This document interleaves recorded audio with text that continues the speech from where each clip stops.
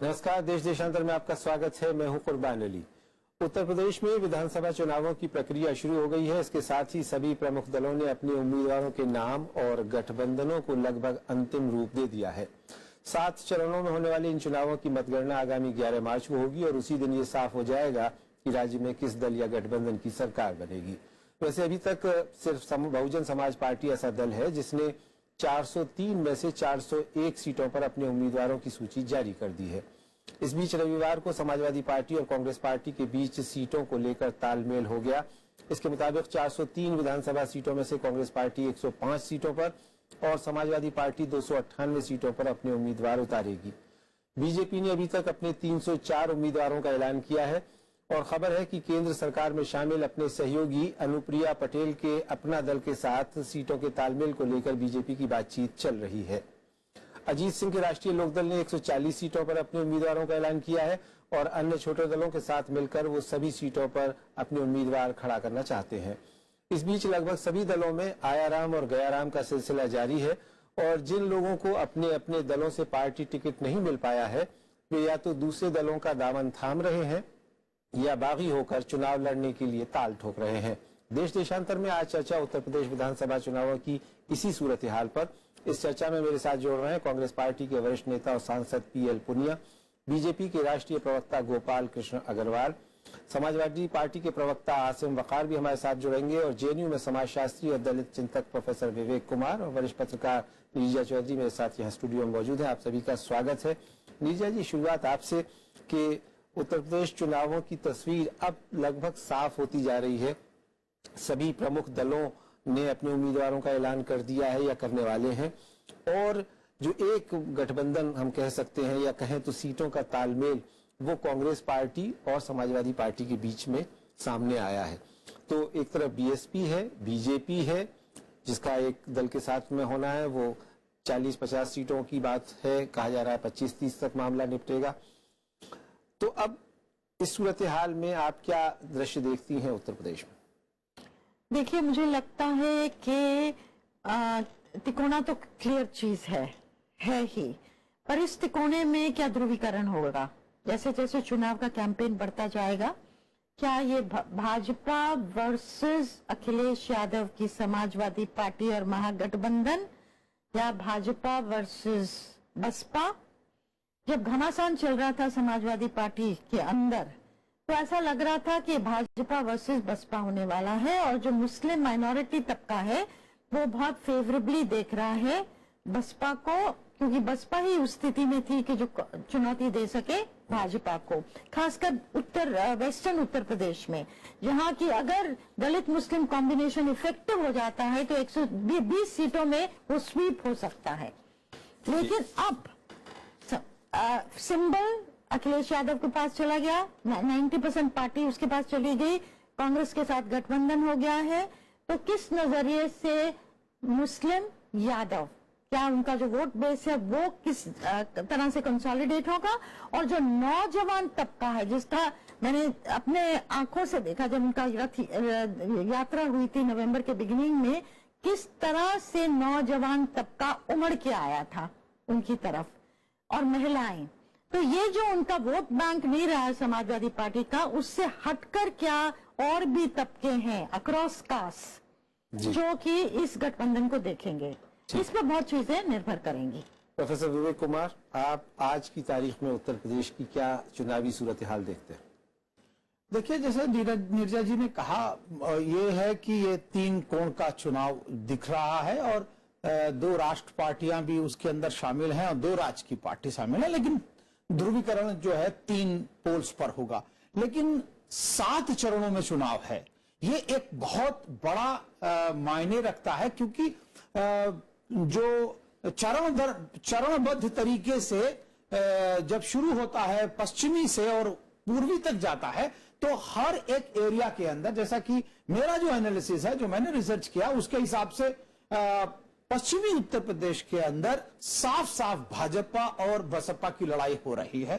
पूरब के अंदर जो लड़ाई है वहां पर भी बसपा और भाजपा की लड़ाई है। मध्य के अंदर सपा और भाजपा की लड़ाई है। तो ये 3 आप कॉस्मोस के रूप में देख सकते हैं।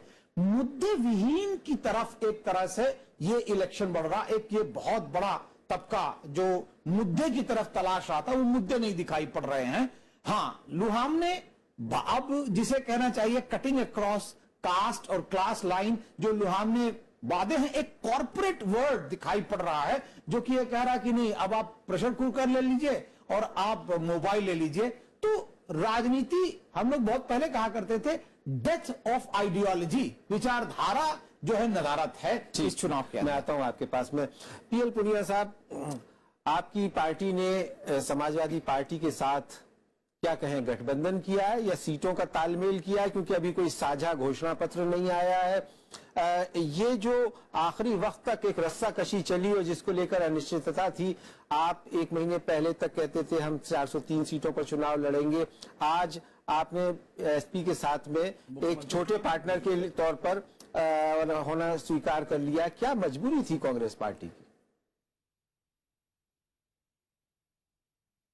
देखिए, समाजवादी पार्टी के साथ में समझौता हुआ है और मुद्दों के ऊपर है। मुख्यतः जो लड़ाई और जो संघर्ष हम कर रहे थे किसानों के लिए, किसानों की जो हालत है, उनका कर्ज माफ होना चाहिए, बिजली का बिल इतना ज्यादा आता है उसको हाफ होना चाहिए, और समर्थन मूल्य जिसकी भारतीय जनता पार्टी ने अपने 2014 के चुनाव प्रचार के दौरान में भी अपने घोषणा पत्र में भी कहा था कि हम minimum support price cost plus 50% profit वो हम निर्धारित करेंगे।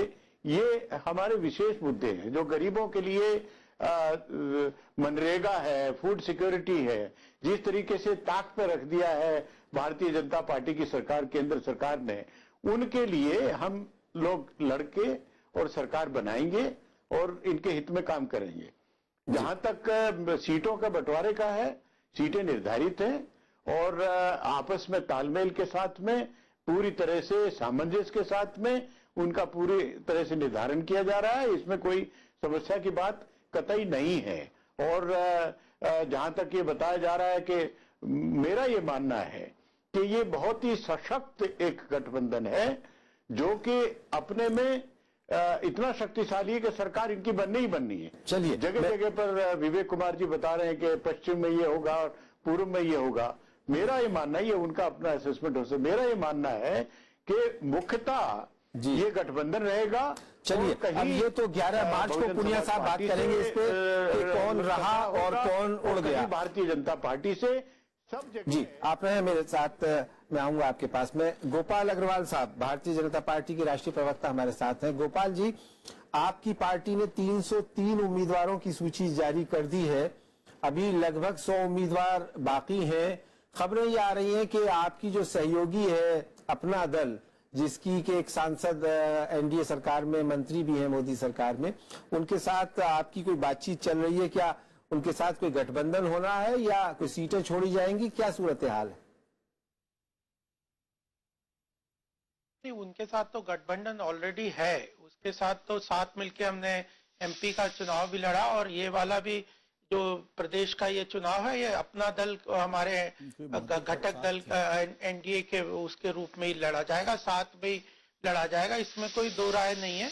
और सबसे बड़ी बात है कि जो अभी ये कांग्रेस के पुनिया साहब कह रहे थे, उसमें दो डिस्क्रेडिटेड पार्टी जो अपने आप में साथ मिलके एक दूसरे की बैसाखी पे चलना की कोशिश कर रहे हैं, तो वह कोई पॉसिबल नहीं है। प्रदेश की सरकार जानती है, अखिलेश यादव अब जो नाटक किया उसके बाद अब वो चला रहे हैं कि सारे रिवर्स ऑर्डर चल रहे हैं कि अब वो कह रहे हैं कि मैं तो खिलाड़ी हूँ, खेल खेलता हूँ, फिर वो कह रहे हैं कि मुलायम सिंह यादव से जी हमारे नेता हैं, अभी शिवपाल यादव जी को टिकट दे दिया। इवन जिनको अमर सिंह जी के साथ जो इतना बुरी तरह से एक दूसरे के खिलाफ बोल रहे थे, वो बोले मेरे चाचा है, कभी हम अलग नहीं हो सकते जी। तो यह जो खेल खेल रहे हैं। और दूसरी तरफ कांग्रेस है जिसने कहा कि हम ये जो प्रदेश का बुरा हाल है उसके लिए समाजवादी पार्टी जिम्मेदार है। जितने एक महीने चले 100 दिन चले, 2.5 कोस वाली बात है, इतने दिन चले और लास्ट में आके कह रहे हैं उसी के कंधे पे बैसाखी पे ठीक है। चढ़ गए। ये आप यह जो डिस्क्रेडिटेड पार्टी है जी। कांग्रेस के लिए, तो यह हमारे लिए वो चुनौती कौन ही। क्रेडिटेड है और कौन डिस्क्रेडिटेड है इसकी बात मैं नहीं कर रहा हूं। गोपाल अग्रवाल साहब, ये बताइए कि आपकी पार्टी लोकसभा चुनावों में 337 से ज्यादा विधानसभा सीटों पर कामयाब रही थी, उसके उम्मीदवार जीते थे। लोकसभा में 80 में से 73 सीटें आपका गठबंधन जीता था। अब कहा यह जा रहा है कि शायद सूरत हाल ये नहीं है, तो आपका मुकाबला किससे है? बीएसपी के साथ चुनाव लड़ रहे हैं आप, या कांग्रेस एसपी गठबंधन के खिलाफ लड़ रहे हैं, या दोनों के खिलाफ लड़ रहे हैं?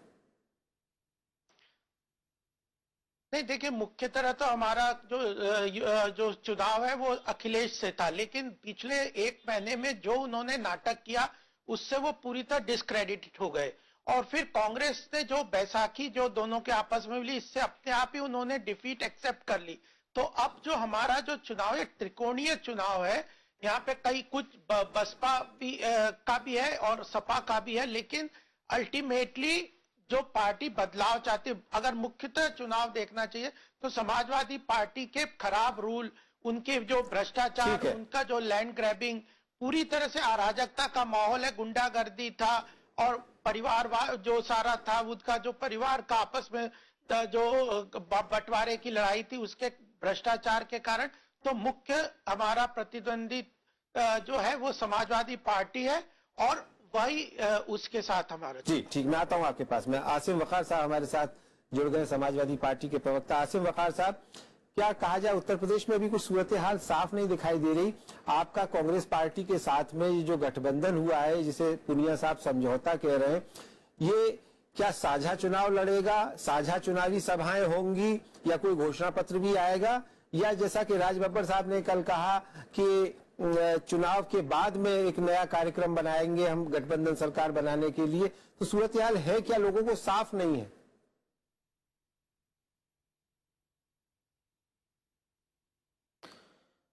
देखिए, हमारी पार्टी का एजेंडा हमारे मुख्यमंत्री, हमारे राष्ट्रीय अध्यक्ष आदरणीय अखिलेश यादव जी ने कल जारी कर दिया।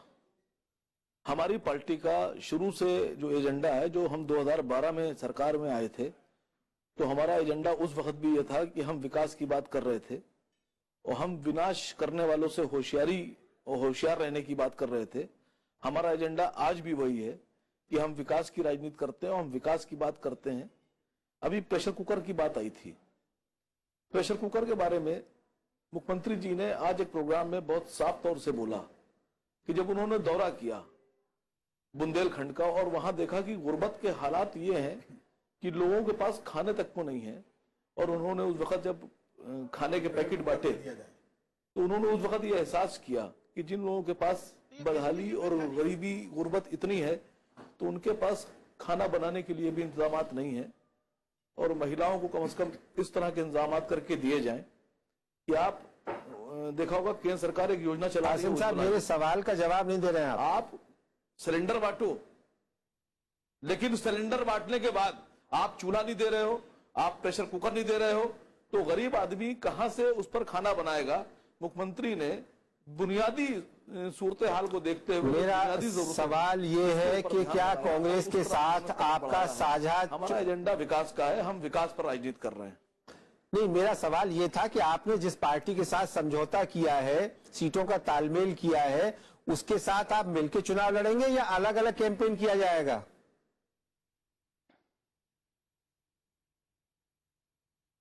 नहीं, चुनाव हम मिलकर लड़ रहे हैं।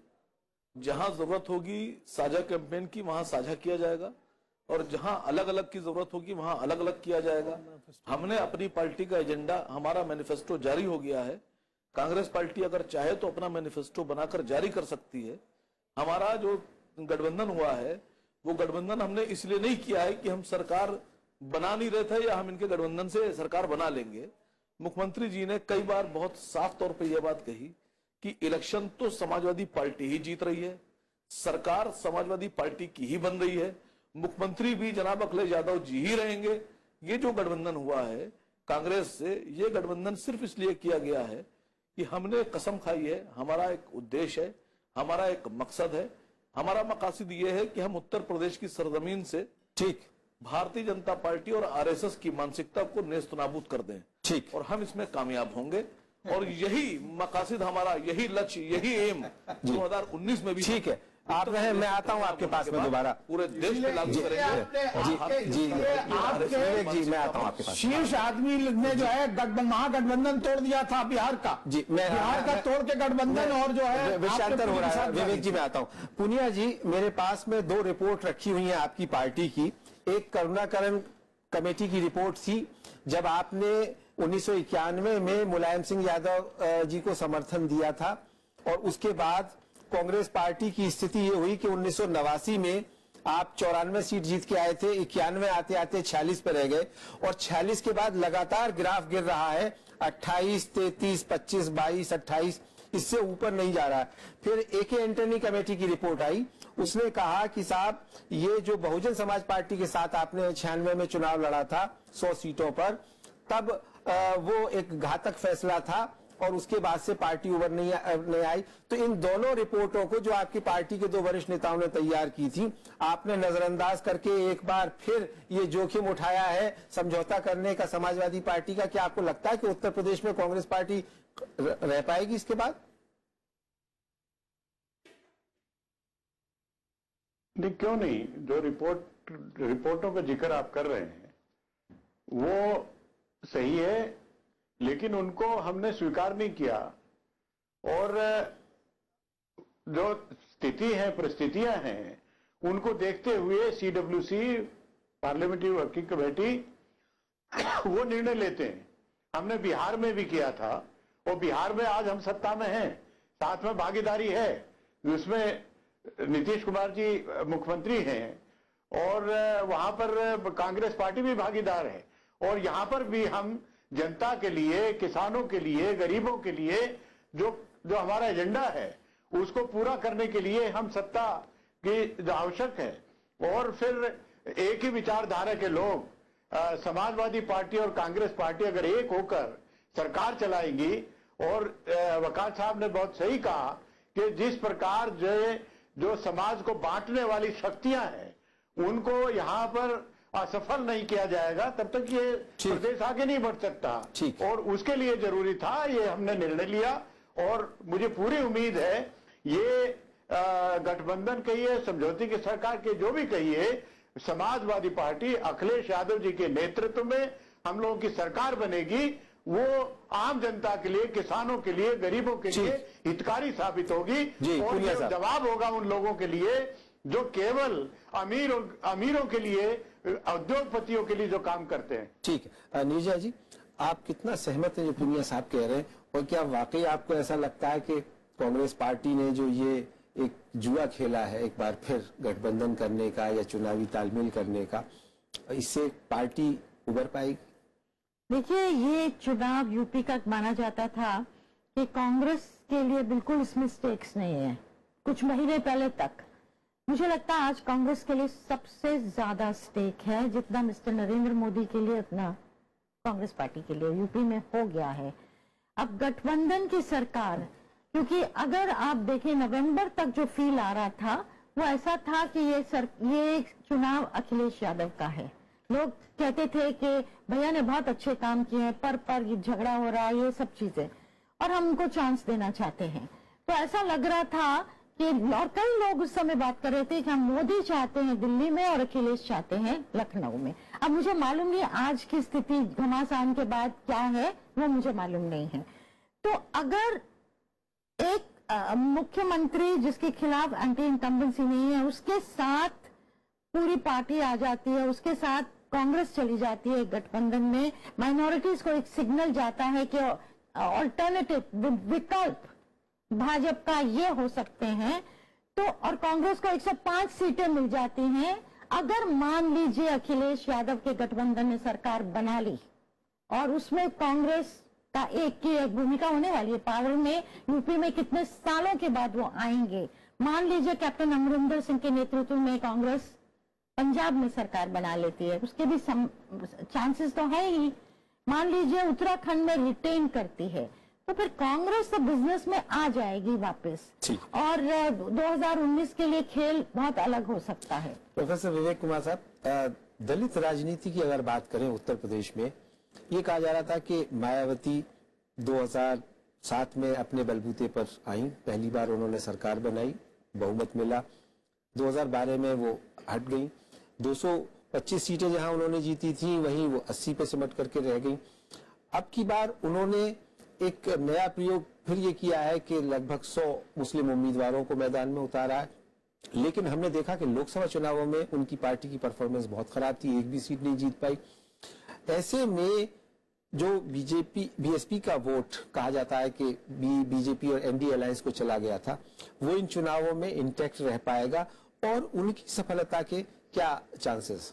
देखिए, सबसे पहली बात तो ये तो एक छद्म है कि जो बीएसपी का वोट, दलित वोट था, वो चला गया। ये 19% वोट है किसका फिर? भाई आप कह रहे हैं सवर्ण ने वोट दिया बीजेपी को, आप ये कह रहे हैं बैकवर्ड क्लासेस ने भी बीजेपी को दिया, दलितों ने भी दिया, तो फिर ये 19% आया कैसे? तो ये मुझे लगता है ये छद्म है और ये मिथ्या प्रचार है कि लेकिन 25% था, 26% था, 26% में से 19 रह गया। हाँ, तो 19 जो कोर वोट है वो तो है ही, दलित मुस्लिम वहां पर था ही। लेकिन मुझे लगता है कि जो पॉजिटिव थिंग जो हम लोग एनालिसिस कर रहे हैं, एक तो सबसे बड़ी बात यह है कि उस पार्टी का जो लॉ एंड ऑर्डर का अपना एक रिकॉर्ड है, और मायावती क्योंकि उसकी मुखिया है, और ये विशेषकर जब चैनलों में आप देख रहे हैं एनालिसिस आ रही है, तो उनको सबसे ज्यादा परसेंटेज इस बात के लिए मिल रहा है वोट कि वो सबसे चाक चौबंद एडमिनिस्ट्रेशन देने वाली महिला है। तो वो मुख्यमंत्री के लड़ाई में, और ये व्यक्तित्वों की लड़ाई है। एक तरफ सेंटर व्यक्तित्व डालना चाह रही है मोदी जी का, दूसरी तरफ आप व्यक्तित्व डाल रहे हैं अखिलेश का, और तीसरी तरफ जो है व्यक्तित्व है मायावती का। तो एक तपा तपाया व्यक्तित्व वहां पर मौजूद है। सबसे पहले 403 उन्होंने जो लिस्ट जारी की, और सामाजिक समीकरण के साथ बैकवर्ड क्लासेस के 116 लोगों को लोग दरकिनार कर रहे हैं। तो मुझे लगता है कि जो सामाजिक समीकरण है, चाहे वो दलित समाज का, माइनॉरिटी समाज का हो, और तीसरी तरफ बैकवर्ड क्लासेस और सवर्ण समाज का, तो एक सामाजिक समीकरण जो 403 की सबसे पहले लिस्ट, और एक जिसे कहना चाहिए स्ट्रॉन्ग मैसेज। तो मुझे लगता है कुल मिलाकर के अगर संगठनात्मक ढांचे और विचारधारा के रूप में देखा जाए तो वो पार्टी सबसे आगे है। ये बात दूसरी है कि वो टेलीविजन की परसेप्शन डिबेट में हारती दिखाई पड़ती है, और जैसा कि बड नेचुरल है कि दलित समाजों के साथ होता है कि उनके बोलने वाले लोग नहीं हैं, उनके वक्ता नहीं हैं, उनके बहुत अच्छे जिसे कहना चाहिए प्रवक्ता नहीं है, वो परसेप्शन डिबेट हार रही है। लेकिन कांग्रेस के जो गठबंधन की बात है, मुझे 1996 फिर से याद आ रहा है, क्या सपा का वोट क्या ट्रांसफरेबल है कांग्रेस को? ये एक बहुत बड़ा जिसे कहना चाहिए, ये तो 11 मार्च को पता चलेगा। गोपाल अग्रवाल साहब, आपकी पार्टी का अभी कोई उम्मीदवार तय नहीं है कि मुख्यमंत्री का उम्मीदवार कौन होगा। काफी ये कहा जा रहा है कि इनफाइटिंग भी बीजेपी में बहुत चल रही है, और अभी ये भी साफ नहीं है कि कौन वहां जो है चेहरे होंगे, चुनाव स्टार कैंपेनर। इस सब के बीच आपको लगता है कि आप 2014 वाली स्थिति बरकरार रख पाएंगे? क्योंकि वो तो बरकरार तो रखना बहुत बड़ी बात होगी, उसके आसपास भी अगर आप आते हैं तो आपकी बहुत बड़ी कामयाबी होगी। देखिए, सबसे पहली बात कि जो हमने स्पष्ट करा है कि हमारे यहाँ पे उत्तर प्रदेश में कई चेहरे हैं, और कलेक्टिव लीडरशिप पे पूरी तरह से हम विश्वास रखते हैं, और यह बात यह है कि उनकी जॉइंट कैंपेन रहेगी, और जो हमारे स्टार प्रचारक भी घोषित हो गए। और जो जो असली बात है कि उसके बाद एमएलए खुद चुनेंगे, ये स्पष्ट रूप से कहा है। दूसरी बात क्या है कि जो इतनी बड़ी पार्टी है, 11 करोड़ पूरे देश में वर्ल्ड की लार्जेस्ट पार्टी है, तो कुछ तो लोगों में एक, और सबसे ज्यादा भाग आज की डेट में टिकट की डिमांड किसकी है? हमारी पार्टी की है। तो एक एक जगह में इतने लोग इसलिए आते हैं, उसके बाद पार्टियों से आए हुए लोगों को आप टिकट दे रहे हैं। पूरी तरह से होता है। यही तो डेमोक्रेटिक वैल्यू है कि जो वैल्यू है कि डेमोक्रेसी में सब लोगों को चांस है। उसके बाद मंथन के बाद हम लोग डिक्लेयर कर रहे हैं। उसके डिक्लेयर करने के बाद अगर उसके बाद किसी तरह का जो विद्रोह होता है तो उसके लिए स्ट्रांग स्टेप लेंगे। डिसिप्लिनरी पार्टी है, उस तरह से लिया जाएगा। तो यह एक शॉर्ट टर्म मेजर है। उसके बाद हमारी पूरी तरह से स्पष्ट है। दूसरी बात क्या है कि जो आइडियोलॉजी, गोपाल जी मेरे पास समय की कमी है। कह रहे हैं कि हम सांप्रदायिक ताकतों को दूर रखेंगे। बस एक मिनट, कि सांप्रदायिक ताकतों को दूर रखेंगे और सबसे ज्यादा मुस्लिम वोट बैंक के लिए तीनों लड़ रहे हैं। तो आप सांप्रदायिकता के नाम पे, दूर और आप रखने एक के भी नाम टिकट पे नहीं दे रहे हैं अभी तक। सांप्रदायिकता तो फैला रहे हैं, जी। ध्रुवीकरण कर रहे हैं। चलिए, बहुत बहुत शुक्रिया गोपाल अग्रवाल साहब, पीएल पुनिया साहब, आसिफ वकार साहब, प्रोफेसर विवेक कुमार और नीरजा जी इस चर्चा में भाग लेने के लिए। बहरहाल अभी उत्तर प्रदेश में जो चुनावी बिगुल बजा है वो लगभग 1-1.5 महीने जारी रहेगा और फिर 11 मार्च को नतीजे आने के बाद ही स्पष्ट हो पाएगा कि ऊंट किस करवट बैठता है। देश देशांतर में फिलहाल मेरे साथ इतना ही। नमस्कार।